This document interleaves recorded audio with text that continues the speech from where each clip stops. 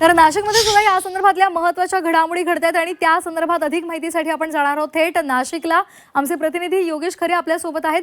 योगेश, नाशिकमध्ये सुद्धा मोठ्या प्रमाणावर घडामोडी घडतायत। आपल्याकडे शिवसेनेची लिस्ट आहे, काय त्या संदर्भातली माहिती आहे?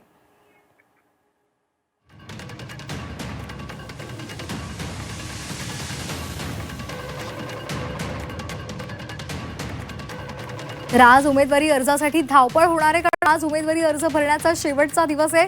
भाजप आणि राष्ट्रवादीचे उमेदवार ठरलेले आहेत, मात्र अद्यापही शिवसेनेच्या 2 उमेदवारांसंदर्भातला सस्पेन्स कायम आहे।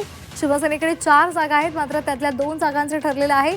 इतर ज्या उर्वरित 2 जागा आहेत त्या संदर्भात मात्र अद्यापही उमेदवार निश्चिती किंवा त्या संदर्भातली घोषणा समोर आलेली नाहीये आणि त्यामुळे आता त्या 2 जागांचा सस्पेन्स, त्या संदर्भातला उमेदवारांचा सस्पेन्स कायम आहे। आताची महत्त्वाची बातमी आपण पाहतोय।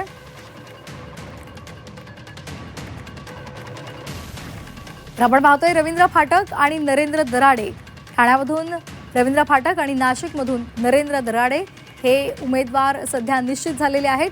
ठाणे नाशिकचं ठरलेलं आहे, मात्र इतर जे 2 जागा आहेत त्या संदर्भातली अद्याप निश्चिती झालेली नाहीये।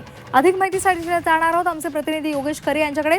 योगेश, नाशिक संदर्भातलं ठरलेलं आहे, त्याचबरोबर इतर महत्त्वाच्या घडामोडी सध्या शिवसेनेमध्ये घडतायत, काय सध्या नाशिकमधलं चित्र आहे?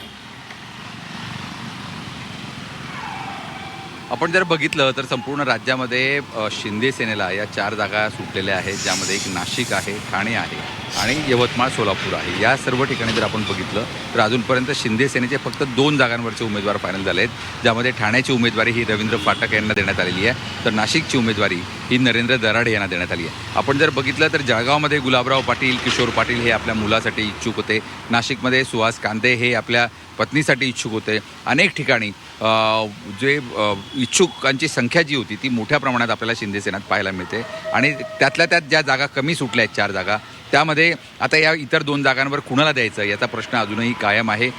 एकूणच यामुळे मोठ्या प्रमाणात नाराजी ही शिंदे सेनेमध्ये या ठिकाणी दिसू शकते।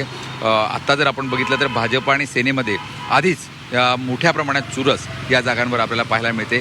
जळगावमध्ये भाजपची जागा असली तरी शिंदे सेना उत्सुक असल्यामुळे शिंदे सेना या ठिकाणी बंडखोरी करते का याकडे लक्ष असेल, तर नाशिकमध्ये शिंदे सेनेले जागा सुटलेली असली तरी भाजप बंडखोरी करतं का याकडे लक्ष असेल। आज दुपारी 3 वाजेपर्यंत हे सर्व चित्र या ठिकाणी स्पष्ट होईल असं दिसून येत आहे आणि एकूणच भाजपमध्येच ही चुरस महायुतीमध्येच ही चुरस रंगेल, भाजप सेनेमध्ये प्रामुख्याने ही चुरस आपल्याला पाहायला मिळेल।